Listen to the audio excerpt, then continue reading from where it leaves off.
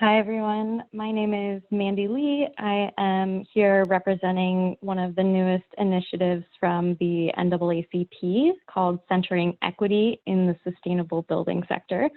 And today I'm going to be sharing a little bit about my personal journey into the sustainable building movement through a racial justice and civil rights lens. You can go to the next slide.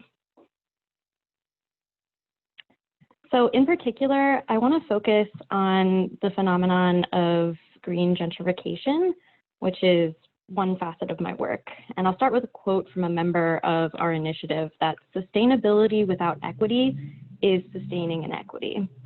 I live in Washington, D.C., known as Chocolate City for its deep history of Black culture and resilience. And what you'll see in this slide and the next few slides are images of a disturbing trend of green gentrification. DC is both the most densely certified place in the country for green buildings and one of the hardest hit by gentrification and displacement. Here in the Navy Yard neighborhood, the city is investing heavily in cleaning up a polluted river, the Anacostia River, and bringing development to the waterfront. It is now one of the fastest growing areas in the city. But as housing prices increase, those who have lived there and suffered decades of pollution and neglect are being pushed out, just as the river is finally getting clean and amenities like green space and green buildings arrive. I've noticed that the green building movement is very quiet on issues of economic and racial inequity, or even worse, is making empty statements and promises about these topics. And in the same time, green buildings are designed to appeal to people like me. White, well-educated, environmentally minded, upper-class people. In the case of DC, a lot of young professionals who are moving into the city. You're now looking at my neighborhood on the block where I live. In the past 4 years, we've watched renovations like these spring up as longstanding Black families and businesses move out.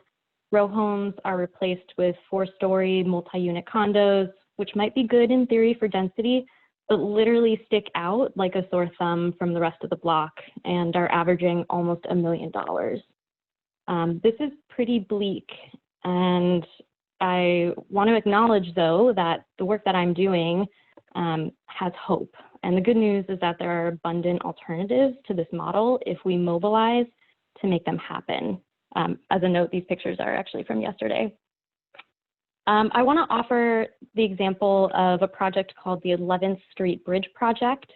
This is a park that will span the Anacostia River that I mentioned before and connect pedestrians in Navy Yard with historic Anacostia, symbolically crossing a wealth divide in our city. And while it isn't perfect, the project intends to stabilize low-income Black and brown neighbors before any development happens, and put ownership over the planning process in their hands. For 4 years, the project team has been fundraising to support local residents with down payments, home repairs, college savings accounts, small business loans, art installations, training for construction jobs, and even CSA shares. And construction hasn't started yet. I could say a lot more about equitable and anti-racist policy for sustainable development, but I'm going to wrap up here and just say that a lot of people assume that gentrification is inevitable, and there's nothing inevitable about it. Change is inevitable, but gentrification and more broadly, injustice within our movement is not. You can check out our website for more information, and thank you all so much.